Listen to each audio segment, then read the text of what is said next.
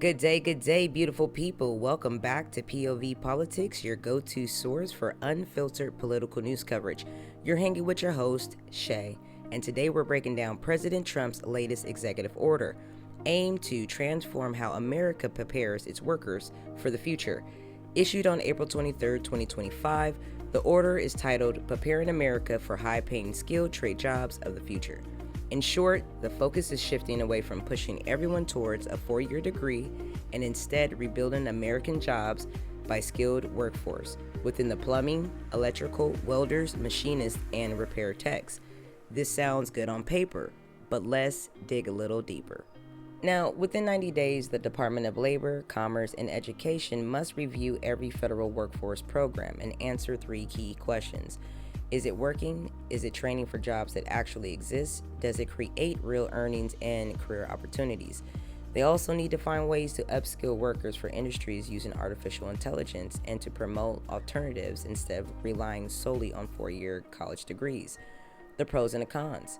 Focusing on skills over degrees could open up doors for millions of Americans who are talented but do not fit in the college niche. Streamlining overlapping federal programs might save money and get people into good jobs faster. Here are some of the concerns. How do we make sure that underserved communities, including Black, Latino, and rural workers, aren't left behind and forgotten? How do we ensure that apprenticeships aren't just low-wage pipelines without protection? Under President Trump's latest executive order, my point of view is going to be neutral. I just want to explore both sides honestly. First off, I definitely see the benefits of creating more resources for apprentices and apprenticeship programs. I also see the value of centralizing efforts to focus job creation in AI and technology fields. That makes sense for where the economy is heading. But here's where I also have some concerns. When I heard him emphasize on manufacturing jobs and steering young people towards trades instead of college, it made me think deeper about what that actually looks like. It really feels like they're creating a niche, some type of system, and once you're in it, it's easy to get stuck there. Let me explain the best way that I know how. Through my own experience as a plumber in the plumbing field, you have service plumbers, commercialized, residential, and specialized water heater techs, and things like that. Now, when you go through your apprenticeship program, you usually train under one company if you're lucky. And sometimes that company only does like residential work and does like service calls, right? So that means that you've spent those years with them. You may not have actually touched commercialized buildings or learned about major systems like pressurized zoning, industrial piping, and reading complex blueprints, right?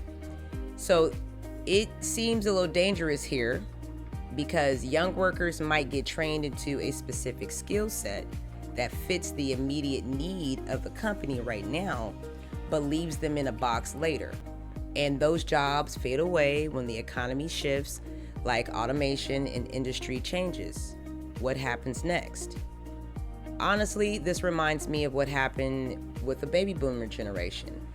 They were told to go to college, get a stable career, buy a house, and a lot of those so-called stable jobs are now either automated, outsourced, or just no longer exist. So today we see people feeling lost, not because they didn't work hard, because the market moved and they weren't trained to adapt. Now, don't get me wrong, there's a lot of opportunity too, right? Skilled trades are critical, and I feel boosting them is important. But like anything else, there needs to be a balance. Yes, we need to create jobs, but we also need to make sure that those jobs aren't just niche jobs.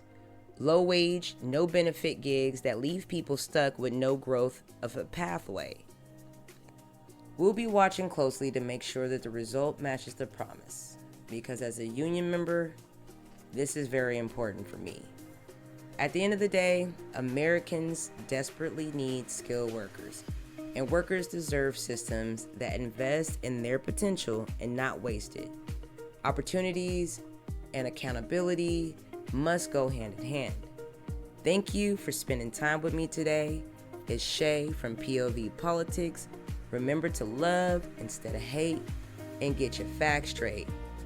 Catch you next time.